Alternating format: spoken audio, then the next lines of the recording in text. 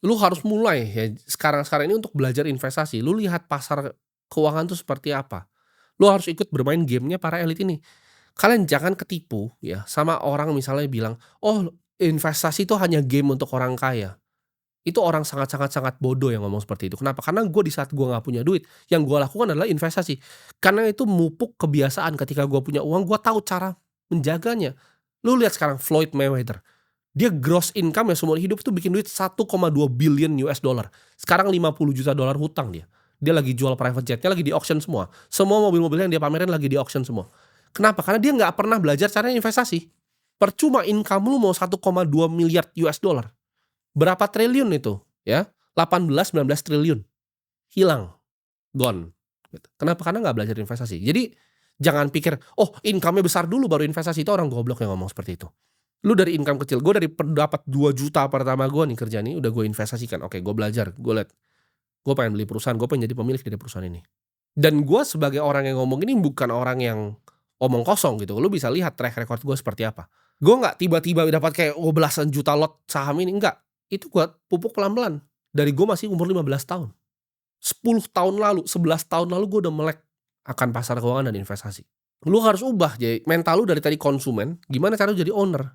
Daripada lu cuman makan Indomie, gimana caranya, oh gue jadi pemilik perusahaan dari Indofood. Oh gimana caranya gue selalu transaksinya pakai bank BCA, gimana cara gue punya perusahaan bank BCA. Oh setiap hari gue pakai listrik, apa sih tambang-tambang batu bara yang menghasilkan listrik gitu.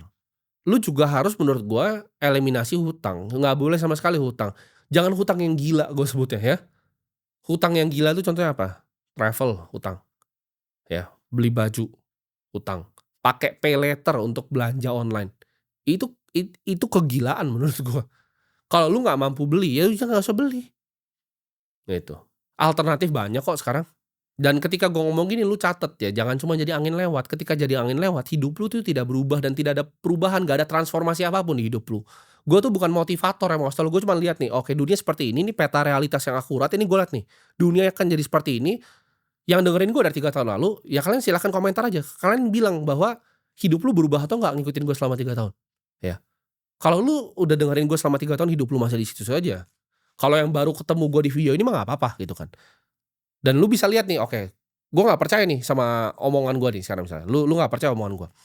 Lu lihat nanti tapi, 1 tahun ke depan, 2 tahun ke depan, 3 tahun ke depan, apa yang terjadi?